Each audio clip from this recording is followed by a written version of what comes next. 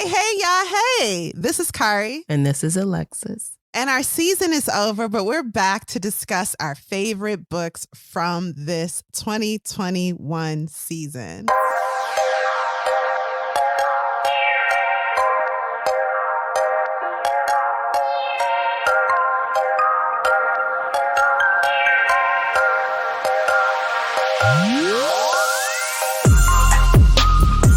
First of all, can you believe we've been regularly each week reading a book for 2 years? No. Yeah. In my life, I would really spread that out. Honestly, really, I would have spread that out before the podcast. Why didn't we think this through more carefully? And the thing is, we don't just read the books for our show. We read books in addition to like some books are so bad, we don't even want to talk about it. We talk about books we don't like, but some are like not even worth discussing. And we'll get into that also today.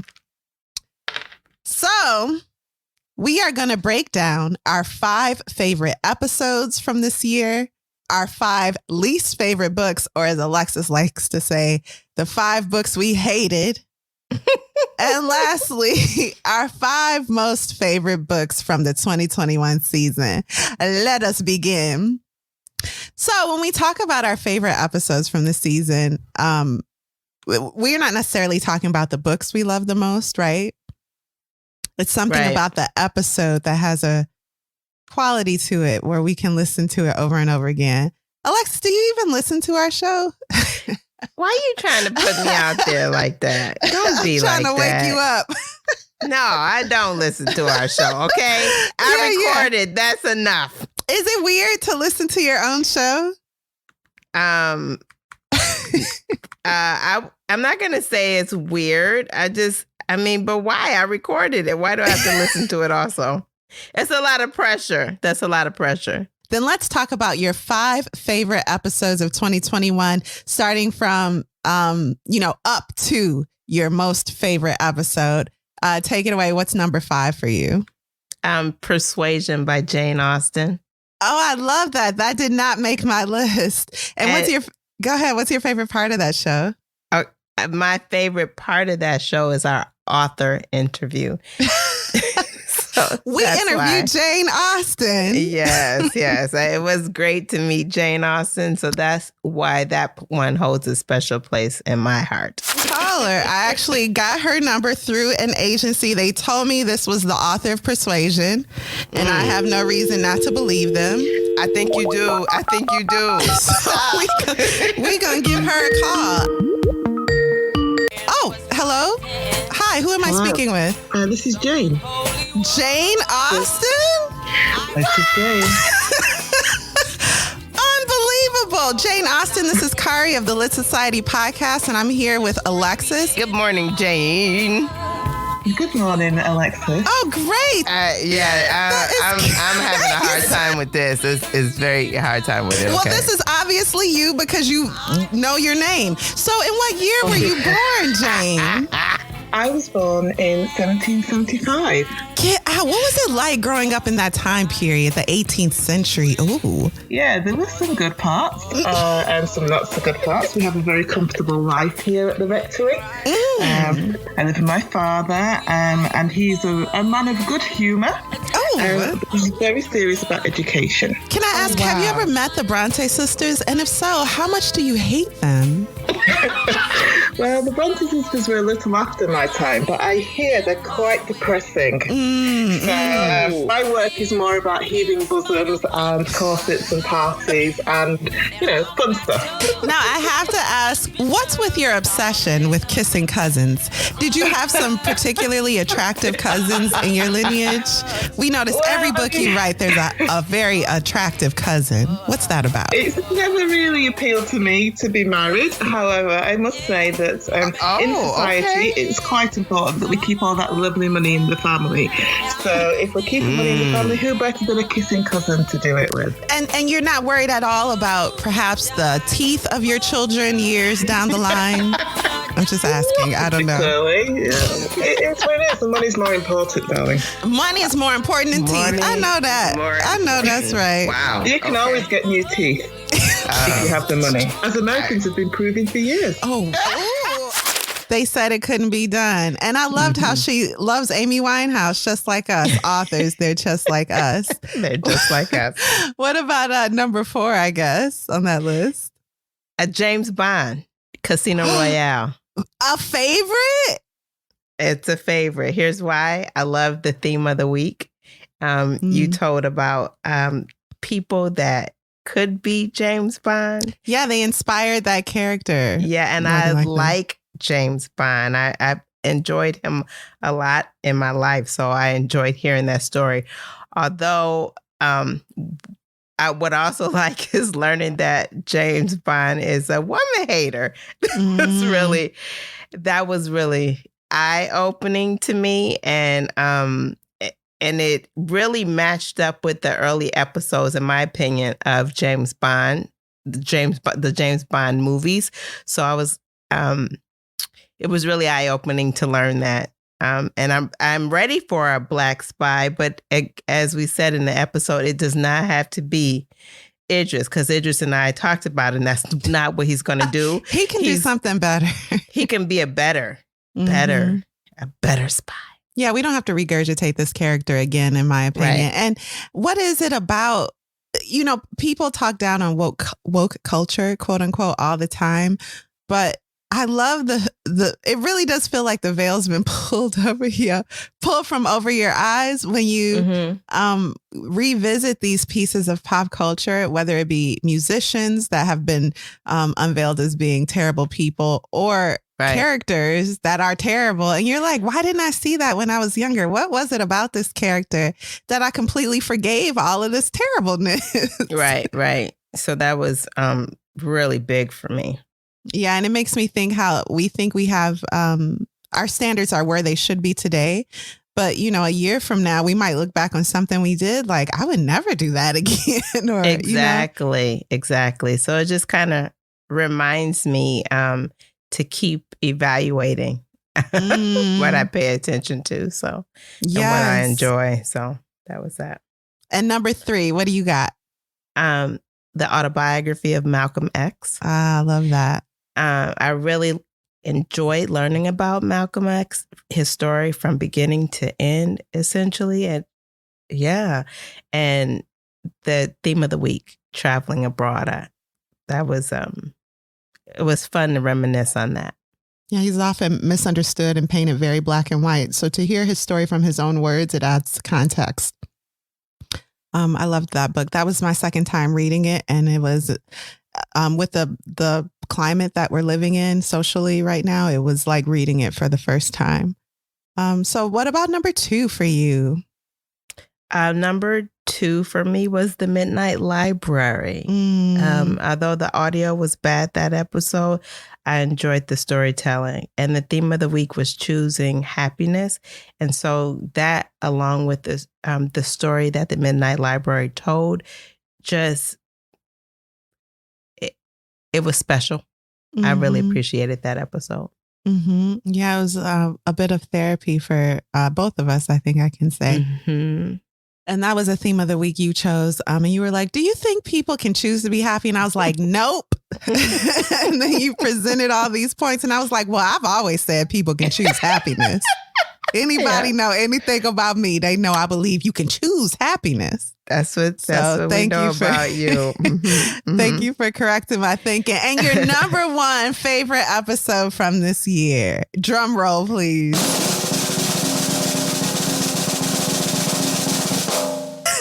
Born to Crime.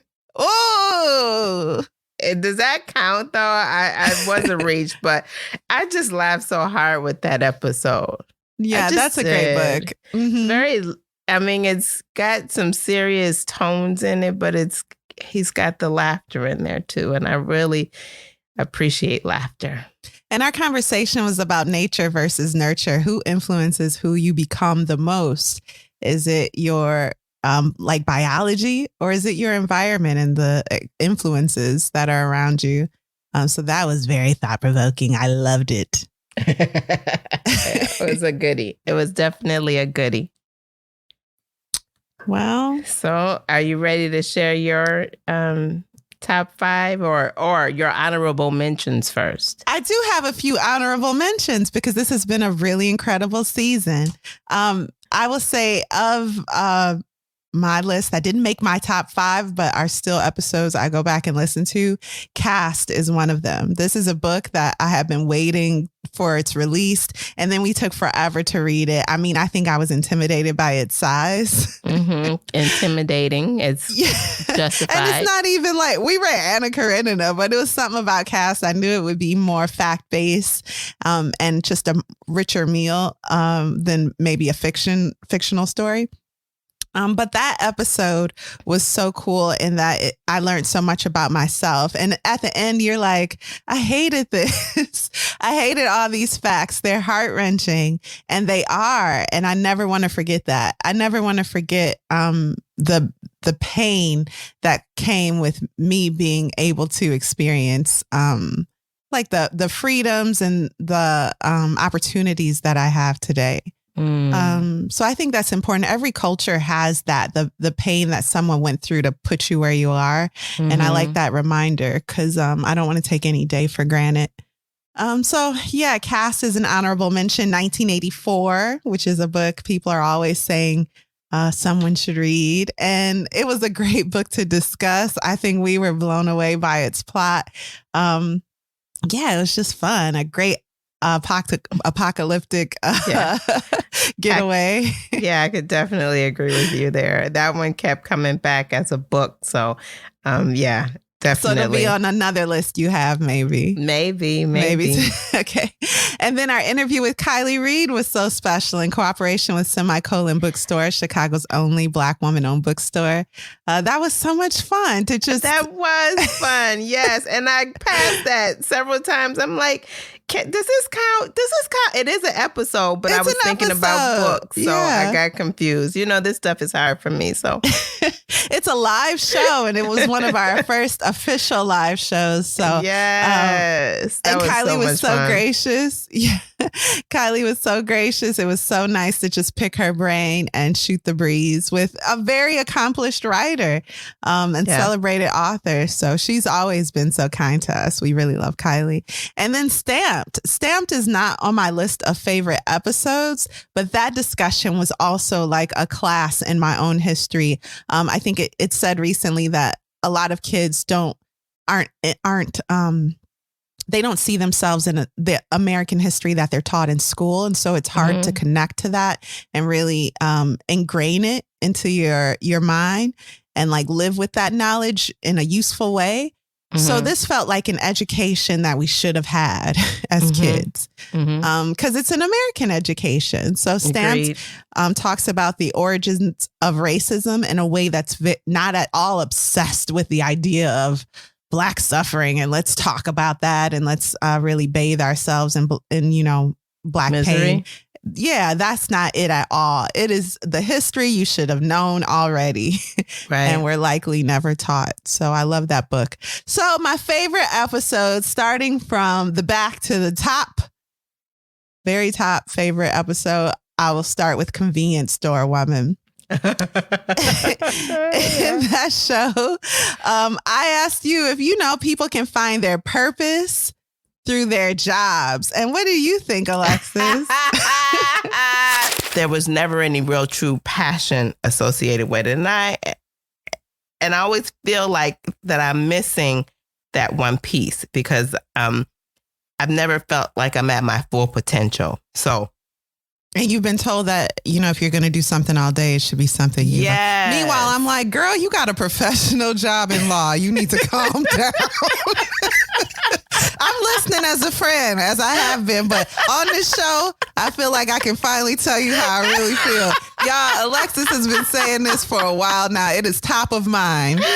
Meanwhile, she got one of the jobs that you see on Joan on Girlfriends or somebody. No. Her office was bigger than my whole house. Yeah, was. Was. Okay. And, she's making the monies, but she wants to find happiness in work. Because that's the point of work. Pay me in happiness. You better get out of here. I can't retire on happiness. I I would take a little less happiness to make a little more money. I'm not that way. Well, you were determined to prove, I should say, that, you should do what you love, what you're passionate about. Mm-hmm. And I remain, no, you should work for your money. Yeah. That is your goal with working. But that was a great, lively discussion. And then Anxious People. That's number 4 for me. That is a book about kindness, like in its simplest form. Mm-hmm. That's really what that story is about. And it surprises the reader, possibly in a way where you make assumptions about age, about gender, about position. And the book calls you on it without being preachy. And again, its overlying theme is kindness. Because you don't know what baggage the stranger in front of you is carrying. So just be kind to people. So I love that. And then also in that episode, you talk about Stockholm Syndrome, and that discussion is hilarious. Sometimes I go back just to listen to that theme of the week. I love it. What was they doing? By the second day, they were all on the first name basis and started to fear the police more than the captors. They thought the police was going to kill them. At one point, the police commissioner came in. He was allowed to check out the hostages, their health, and he noticed that the captors were more hostile to him, but relaxed and jovial to the gunmen. He knocked on the door. They was like, "Who it is?" It's the police. Okay, and can we come in? Did you have a warrant? And mind you, they're in a bank vault, okay? In a bank vault, okay? That's a crazy story. If you haven't heard it, go back and listen to Anxious People by Frederick Bachman. Next, One Drop. One Drop is an interesting... That book is interesting because it's just essays and photographs. So you take a photo of someone, you ask them how they identify racially and why. And that discussion between us really taught me how all of these racial categories do nothing but cement the foundation of white supremacy. And that's really, something I don't want to be a part of, but I never even thought about it. I used to be very into policing who can be Black and who can't. What was that? Although you claim I wasn't. I was. I remember saying, she ain't Black though. She ain't Black. Get out of here. What is that? Yeah, you don't know people's experiences enough, and that background has a lot to do with it. And that makes me think of books that we've read recently with Passing and The Wedding. But yeah. And who are you to deny someone's identity, especially since race is imaginary? It is truly a construct. Don't exert any effort to fortify that made up category that has real life effects. But yeah, I don't want to be the police for race. So. Yeah, and I just even have to think about it. Yeah. It's been ingrained in us. Yeah. From childhood here in America that it's important and it has to be talked about. So it's. And then The Wedding. That's an episode I love going back to because the story is so layered, yet so simple, and discussing it was so much fun. Wait a minute. Is that the top of your list? That's your number one? No, that's second to the top. Okay. Yeah. So what did you think about The Wedding, that episode? Do you remember any of it? Yeah, the book I remember is a standout for me. So. Yeah. So my number one episode, my favorite episode.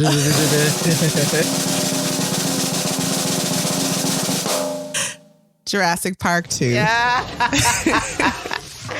2.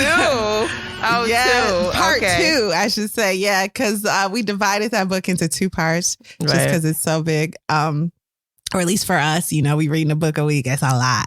And I just felt like I've been missing out. Michael Crichton is a really great writer. I read The Andromeda Strain this week. That book ain't so good. I ain't gonna lie to you. Okay. But Jurassic Park did become a gateway to other Michael Crichton books for me. So that was a lot of fun to talk about. You did not think it was gory. although it definitely is. I didn't think it was gory at all, no. The book is so engaging. You just get wrapped up in the way they tell this story. And it's like you're drawn in and you're on the edge of your seat many times as I'm reading, and they're getting to the point and they're like, and he eats him. And he's holding his guts in his hand. And, oh, he peed on himself because he is dying. Just or terrified. That never happened, y'all. She really dark. No one peed themselves because they was dying.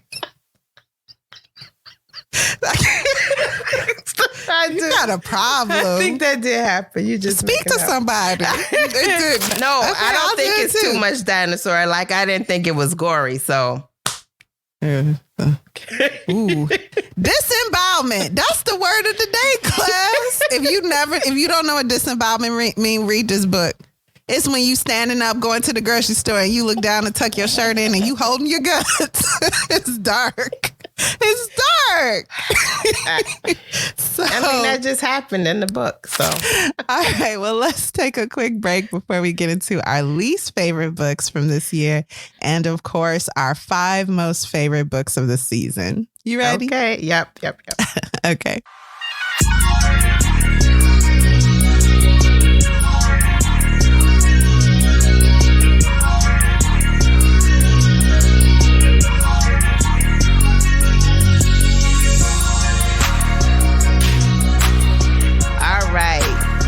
We're back from our little break there.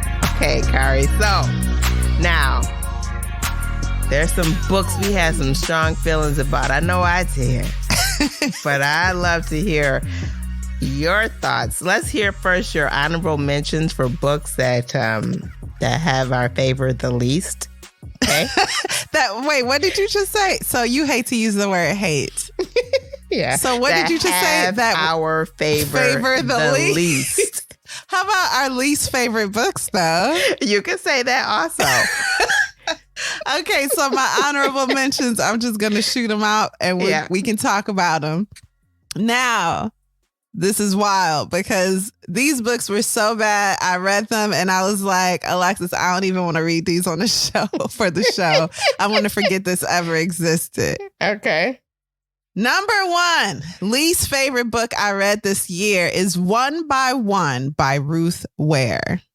Ooh. And she is tied for least favorite with The Guest List, which is a very loved book. Have you read either of those? Neither book have I read. Okay, hold on. Yeah, I got to stay off of Goodreads. I mean, they don't know me. The Guest List is by Lucy Foley.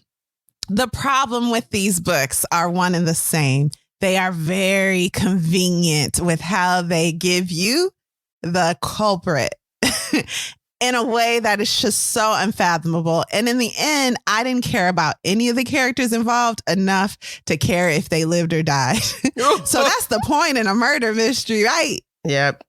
You should I care love about nobody enough. And I'm going to do this again because I'm basic.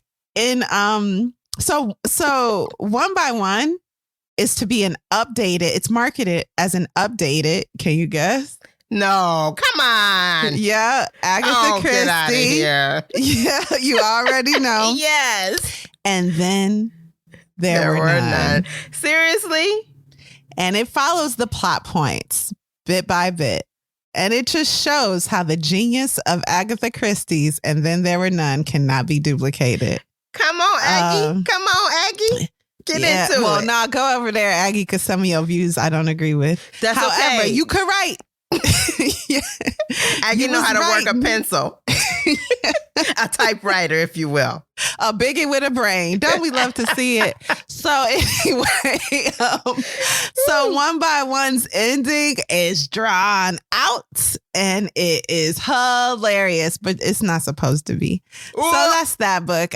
Again, that's One by One by Ruth Ware, and The Guest List by someone, Lucy Foley. I'm sure you're great, Ruth Ware and Lucy Foley. You're fantastic. I just didn't care for your works, but who am I? Next, Ready Player One. I have started this book 5 times. It's not for me. Is it like supposed to be a movie also? Of course. Yes. It is a, what do they call it? A cult classic. Yes. This is a book that has a following, just like Jurassic Park. It is a apocalyptic sci-fi thriller. People love it. Yes, a very terrible movie is based on it. I have a copy of Ready Player 2, a signed copy. And I thought, well, I want to give away the signed copy to one of our listeners. So I should read the first one and this one. Nope, it's not for me. I tried. I can't get into it. I get it, but I'm not interested. So if y'all want that, oh, okay, go ahead. I was gonna say, if you want a signed copy of Ready Player 2, just hit me up. You can have it. What was you gonna say? That's what I was gonna say. Go right ahead. Mm-hmm. Email ask us at litsocietypod.com if you would like the signed copy that I'm looking at right now of Ready Player 2. I think I said 1 at first, but it's Ready Player 2, signed copy by the author. You can have it. It's yours. Next, The Last Symbol by Dan Brown. Oh, I won't get into all the ways I hated that book. Symbol? The lost symbol? I don't even know the name. The lost symbol. Well, let's just say I threw it away. What? I will not be giving it to anyone. It is in the trash behind my house. And we've read Angels and Demons together. There are some very cool things with I forget what you call words that you can read. Is it crypt? It's not cryptography. It's maybe it's the word that where you can read it upside down or right side up. It's the same word done very well. So that has some fun. It's trash in that it won't add to your life. It's not really about anything, but it is a little what is it, like provocative? Ooh. You gotta say it when you hear that. Ooh, you're right. Mufasa. So let's get into these least favorite books that we did cover on the show. And so what makes a book, Alexis, that we don't even love? What makes us talk about it for the show? Whereas some books we don't love, we choose not to talk about it. What's that about? So for my selections, it really boils down to something somebody has shared with me and thought would be fantastic and that I would enjoy. Or it's some... So you just telling them, look, I did it. I read that terrible book you recommended. Leave me alone about it. Yeah. And then I can take who not to take recommendations from also. Mark that person off my list. Okay. No more recommendations from them. I'm on some people's list. I know, especially recommending Anna Karenina. Some people have told me, don't recommend nothing else to me, please. But why? It's not because of the story is bad. It's because the book is really big. Come on. No, they didn't like the story. They didn't want to read about mowing grass for 200 pages. I don't know what's wrong with them. I was crying when he was mowing that grass. Like, this is beautiful. That is very interesting. And then also, I am falling back to my childhood when I think about stories sometimes. So I go back and get those and like, hey, maybe that's a great story when I was 10. It may not be a great story. Okay. It may not be. Yeah. Yes. I think that's great. So there's some nostalgia there. For me, it's like, do I really want to relive this again? If it's just painful for me to read, or if I can't finish it, I'm not going to want that on the show. I'm not going to want to discuss it with you. I want to forget it forever. But some books, I mean, we've read bad books and I'm like, oh, I can't wait to talk about this with Alexis. There's and also here that. They go. Mm-hmm. There's also that. That's the same to me as like my daughter used to say, this is nasty. Taste it. Why do I want, why? You just said it's nasty. So these is the nasty books that we shared with y'all listeners. Number 1 on this list, Nancy Drew and Secret of the Old Clock. Alexis, why is that book so bad? And again, we're not talking about episodes anymore. We're talking about books. Go ahead. Boring and more boring. That's it. That's all I got to say about that. And I want to say that there's some nasty entitlement going on. But listen, I just read Crazy Rich Asians. It was great. And I feel like I can get with all of that, being presumptuous enough to walk up in people's houses to look for other people's stuff that you think somebody might have stole. Again, none of this stuff is yours. This is not your house, Nancy. Go do your homework. But she don't want to do that. I don't know about that. I don't know. I don't understand it. I could get with that craziness if it was interesting. It is wasn't. Not. And children's books can be very interesting, as you have showed me. Before the show, I read mostly nonfiction. I kind of looked at fiction like it was white wine. Like, why does this exist? But I was wrong. Okay. But so tell me, is that your...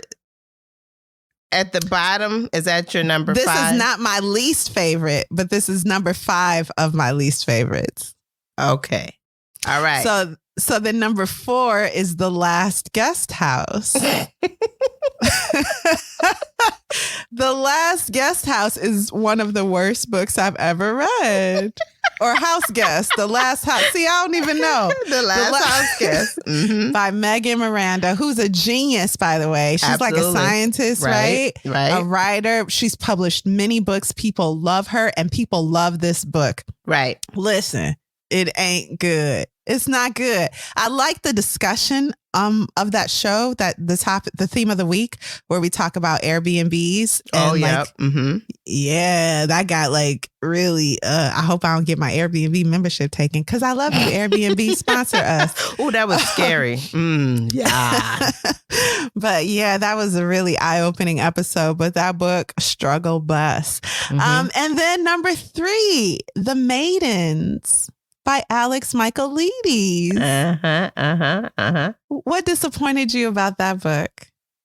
Too many characters. I know we share. Yeah, too many characters. Some. Way too many characters. Too many drive you off this direction to follow false clues. Yep, too many false clues. Very one-dimensional women whose logic was impossible to follow.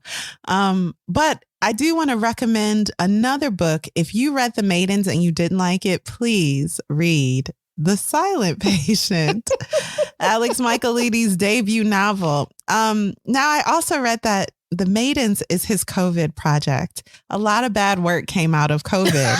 And I think, no, that's no shade. There are more than a few authors publishing work that they were able to create last year. And I feel like maybe don't, maybe don't. Take the year off. Take it off. But it's past now. Yeah, just take a break. We need each other. We need ideas. We need to experience life and add that to our repertoire to pull from as writers so that we can write an engaging, relatable story. If you've been cooped up in the house, you ain't doing that. So, Hemingway's best work came when he was traveling, when he was living. So, yeah, that's for everybody. So if you hated The Maidens, please don't give up on Alex, because The Silent Patient is fun trash. And when I say trash, I just mean it's not going to contribute to your life intellectually. You won't be smarter for having read it. It's not, Anna Karenina. It's just fun.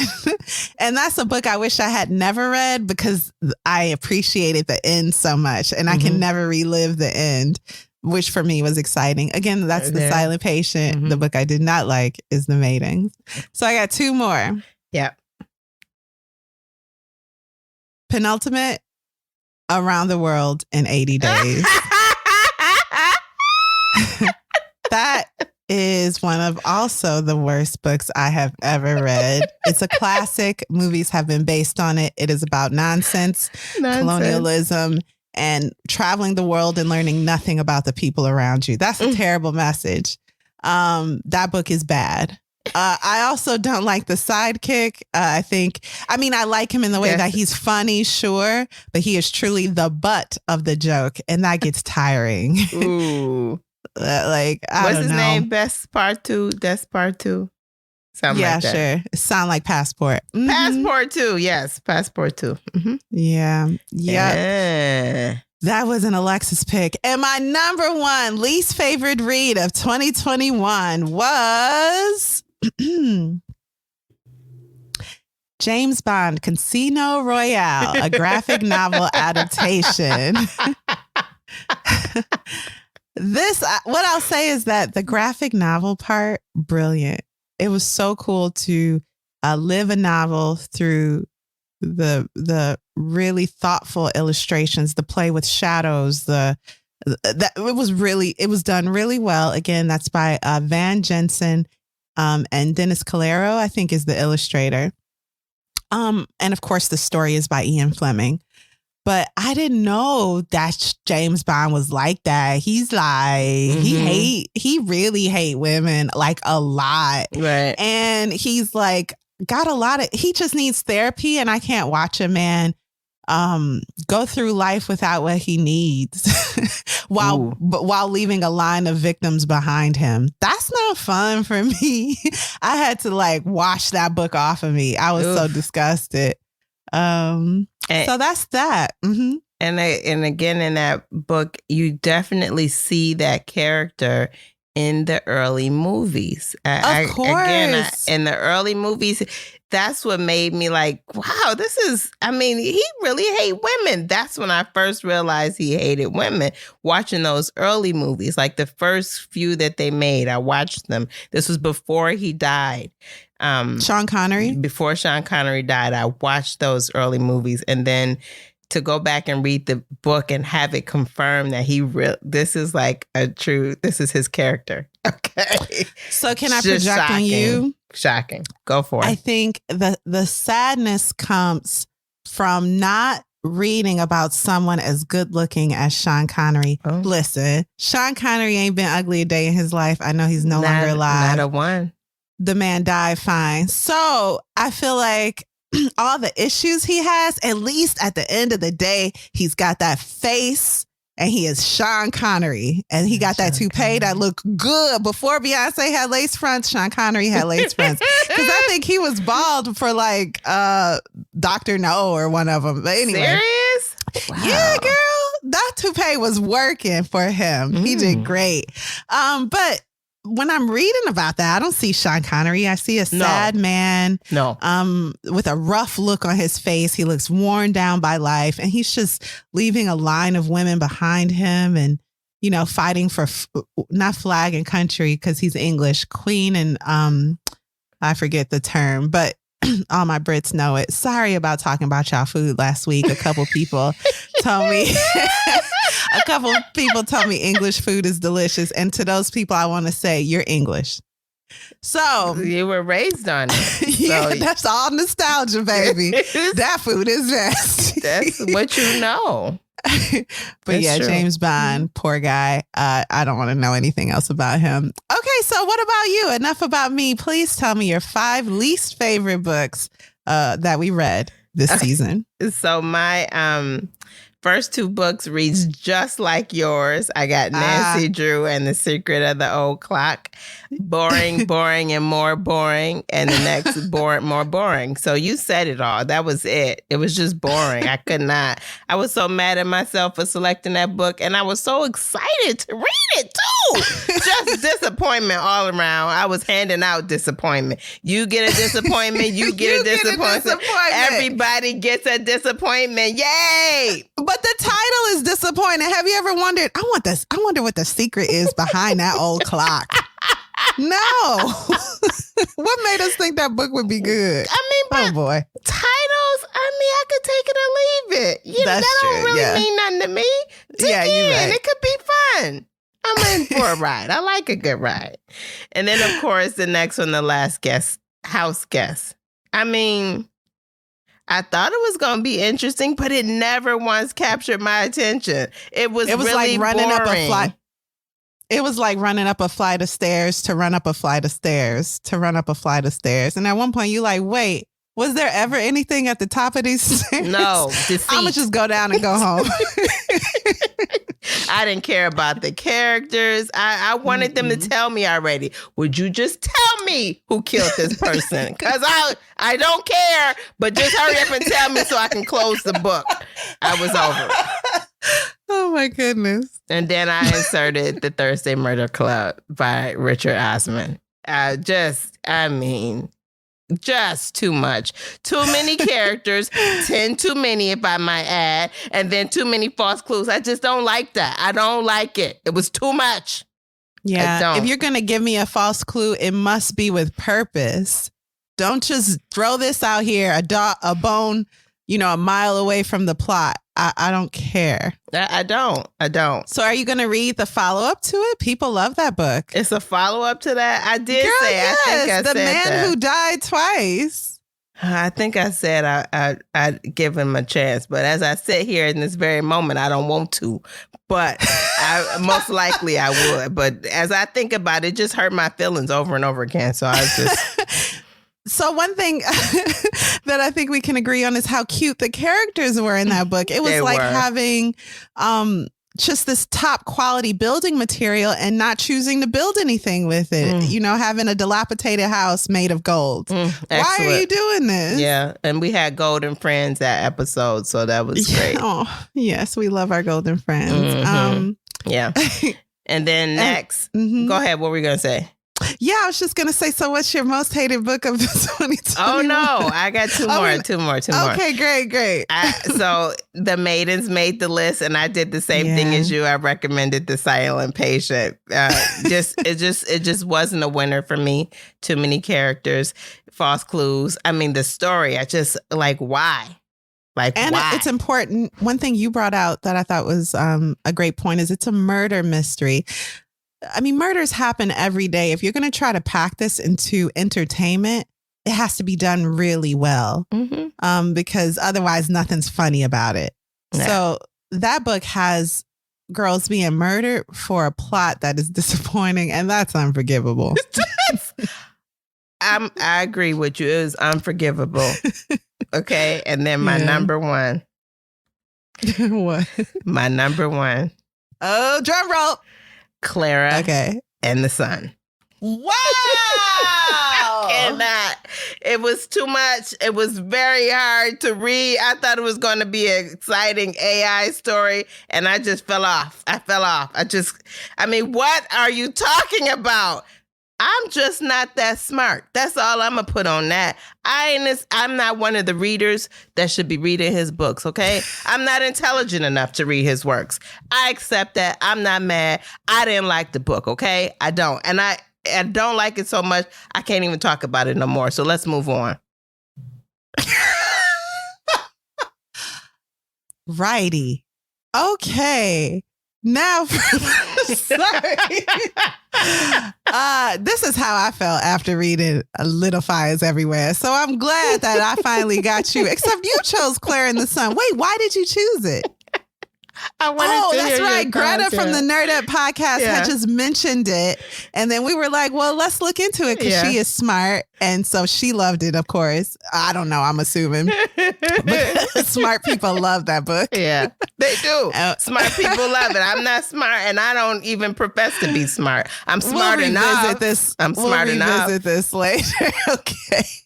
Let's move on to the moment you've been waiting for, listeners. Our 5 most favorite books from the season. We hope some of yours made our list as well. Alexis, please take it away. Did you have any honorable mentions? Oh, yes. Honorable mentions. Hold on. Give me 2 seconds.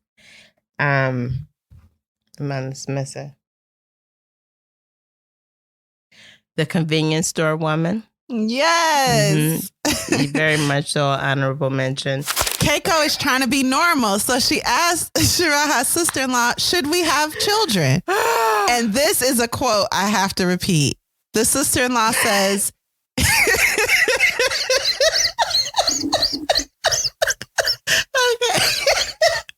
The sister-in-law says, keep.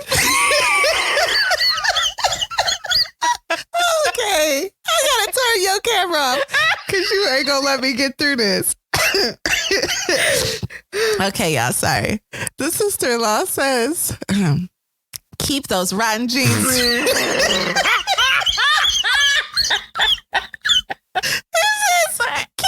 those rotten jeans with you till you die without leaving a trace of them here on earth.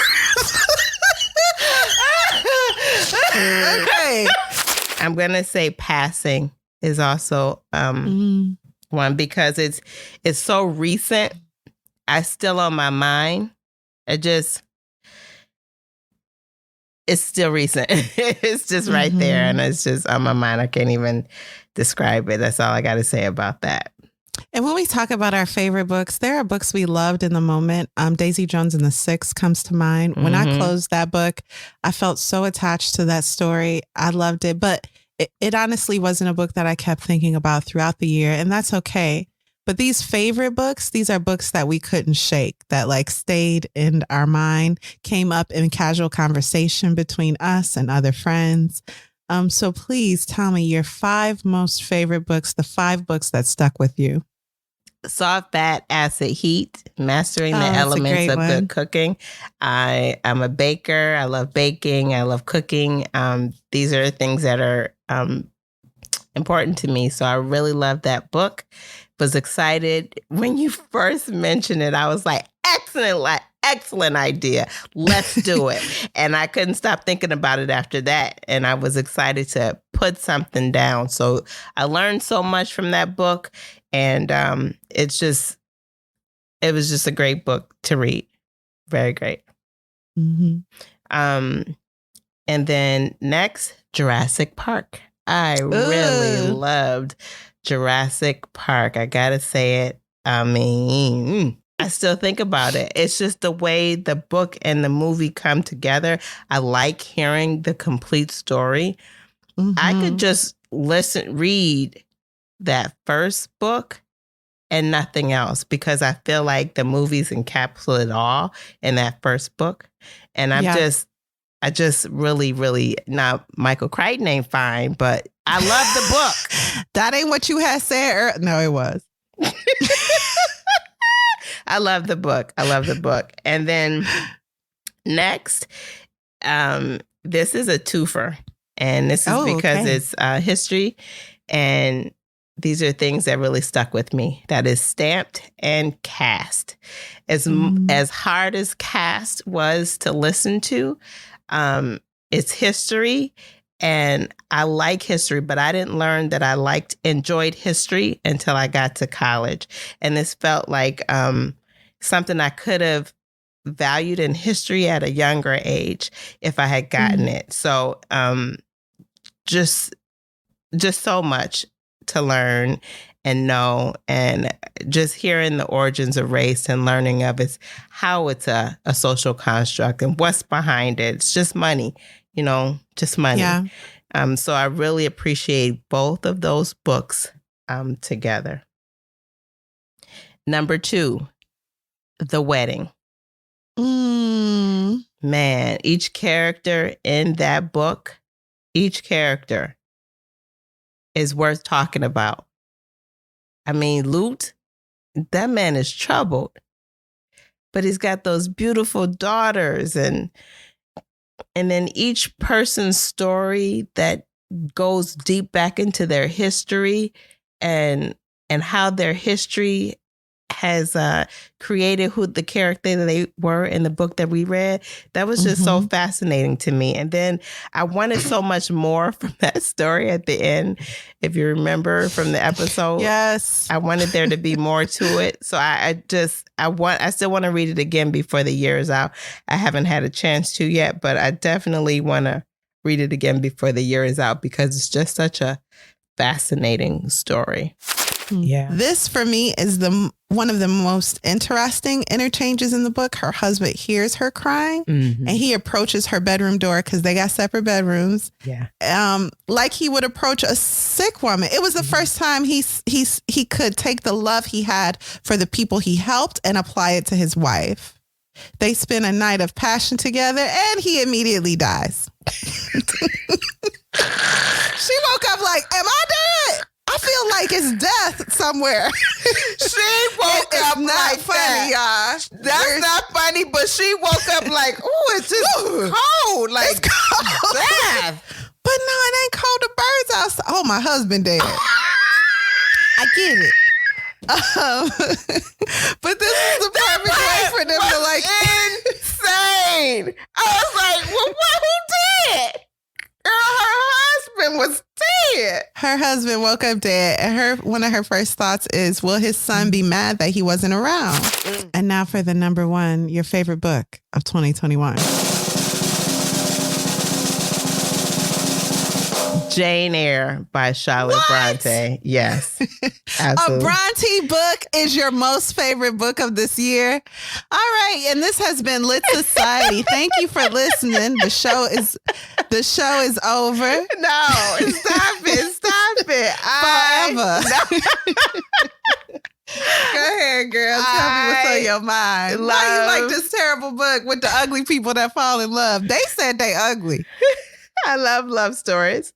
And I could say that I went back to this and really see as an adult, a mature adult, the love that she has for him and him for her. So I think that makes it okay. He's abusive, by the way. I don't like think emotionally. of him. Nope. He is. That's just, no, don't be mean now. He starts. That's his little elf. She is precious to him. Mm-hmm. And she went back to that man even after he had, lost his eye and leg and whatever else he lost. But it was a nice little love story. And I love toxicity. And I love a little love story. Okay. So what about you? You ready? Let's hear your top five. Okay, so I'm going to start with some honorable mentions that also made your list. Some of these: Midnight Library. The function of the library, that machine that Matt had created, was so original. I loved that story, and it really impresses on the mind how life is for the living. You can make a million different choices, and your life can go a million different ways. But what matters is how you address the problem in front of you. And the solution in front of you, because there's always a solution to go with anything we're facing. So I love that. Life is for the living. That's what that book makes me think about. I love it. Life is for the living. I love that. Convenience Store Woman is another great one. I love her stick-to-itiveness and how she is about her life. Everyone else has these expectations for her, but she is very happy in a simple life. Mm-hmm. And that is a choice that some people make. And in real life is, we often look down on, not you and I personally, but society. So I love that point of view that she really can't understand the world around her, and the world around her doesn't seem to understand her. And that's okay. Mm-hmm. She's still very valuable. The Autobiography of Malcolm X. That is a book I think also should be read in school. I know it is on some curriculum, but that's a really well told, very honest and transparent telling of a man's life, who was no doubt a brilliant person, but who is often just painted in one color. So, and then hot take, Clara and the Sun. Because whatever. Now, this isn't about being smart. I think it's smart people. And no, this book is about subtlety. And if you can appreciate subtlety, I don't. So everyone has and that is fine. That's what I liked about our discussion, is that you're a very literal reader, and that has nothing to do with intelligence. That is your preference. You just prefer for the entire story to be laid out in front of you. Reading is very escapism for you. Mm-hmm. And that's beautiful. For others, they want to feel a very unique connection to a story by reading into it, perhaps something that only they can pull from it. I say perhaps a lot. I'm sorry, y'all. I'm going to just start speaking more confidently. Sometimes people want to feel like I am the only one to understand this story because I understand it in this way. Yeah. And Clara and the Sun is one of those books that juggles 10 different themes in a very subtle way. And it's it's done brilliantly in that it isn't preachy. It's not telling you about, it's not asking you point blank these heavy questions about love, about loyalty, about a figurative heart and who possesses it. But it is asking those questions, and it's talking about the responsibility of parents and the responsibility we each have to each other, how we carry those responsibilities, and what really makes us human. And it's done really well. It is not a book I would probably read again, but I admire the way it was written. If you say so. So now, top 5 favorite books of this year. Number 5, Cast. We don't have to beat this horse. Ooh, but that's a terrible idiom. But Cast is just a great book. It's put together really well. Again, it doesn't coddle you like The Warmth of Other Suns. It's not a pick me up, feel good, fun for all. But it does carry the facts within its pages in a very elegant way. Cast by Isabel Wilkerson. Number 4, Jurassic Park. That was just so fun to read. We've watched the movie a million times, but the book holds its own. Yep. And we don't have to say the book is better than the movie. They're both really great in unique ways. And then Fahrenheit 451. Whoa. I loved that book. And that was your pick. It was a great book. It is so simplistic in its plot design. And it's really talking about just a small few days in this man's life. And in that short amount of time, it's giving you these themes of literacy and appreciation for free thinking. I love that. Yeah. And even the function of the girl in the beginning and how the innocence of a child can make you re-examine your beliefs, which is always good. And then The Wedding. That book is amazing. I have been putting it off for years. It's short. I stole it from my mom when I was a teenager, and I was like, I'm going to read this. Now, today, this year, I read it finally. And I was blown away. It is, I guess this is my second time reading it. That's right. But it's so, I wasn't smart enough to know what I was reading when I was younger. Some of my notes are in there, and I'm like, what does this mean?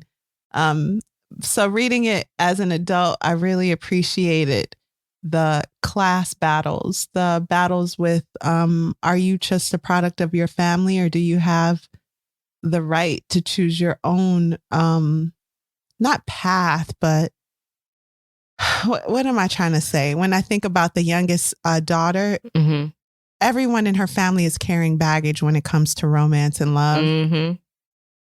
And she's choosing not to help them carry that. Yeah. Not to say that her path will be without its own trials, but she's making her own, I guess, it is path.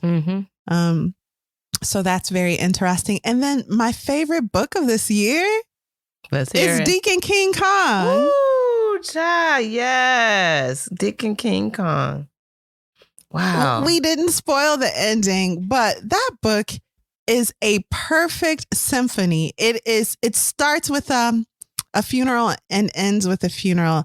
And in between this one neighborhood, there's so in between that time, the first funeral and the last funeral, dissecting this neighborhood, learning everybody's life, the march of time and how time is eventually going to tear this neighborhood and all these people apart, but just being there for that beautiful moment before it all ends and seeing, their desires and who they are. It's just, I love that book. That is brilliant storytelling. I've said brilliant like 300 times this episode. I'm so tired, y'all. But Deacon King Kong is a fantastic book. Yeah, I can back you on that as an honorable mention. Certainly. It was a good one. Solid.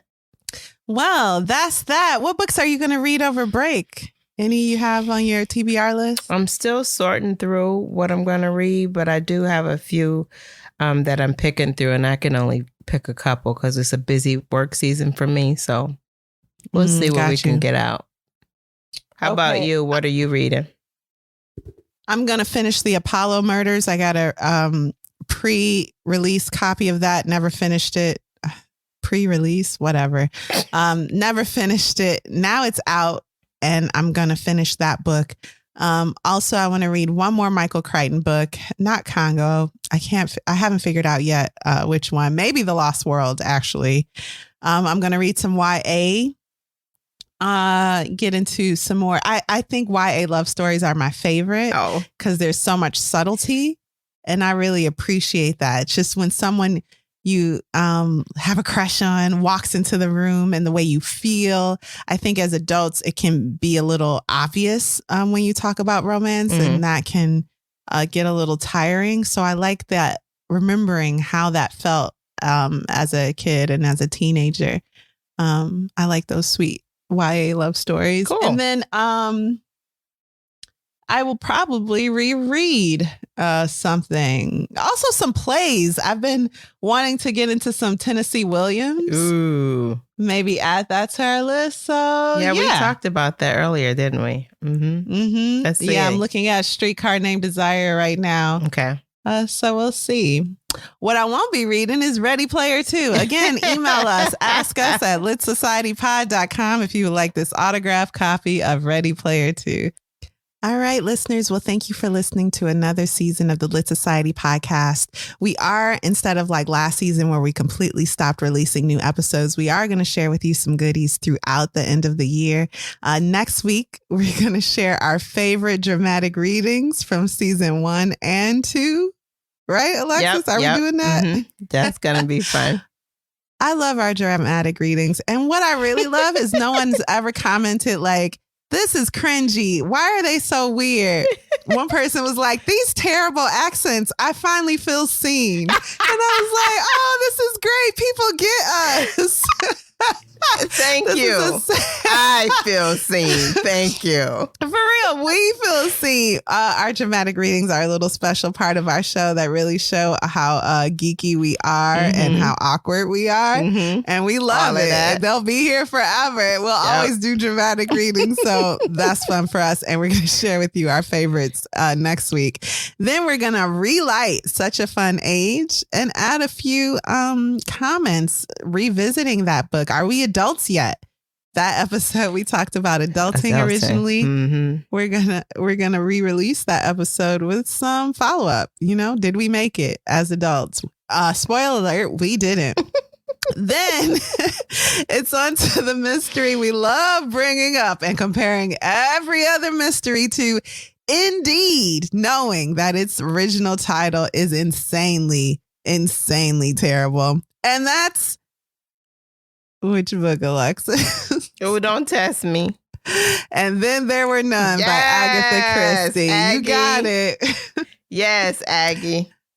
December 23rd, look out for a relit episode of Confederacy of Dunces. Ooh, so crass.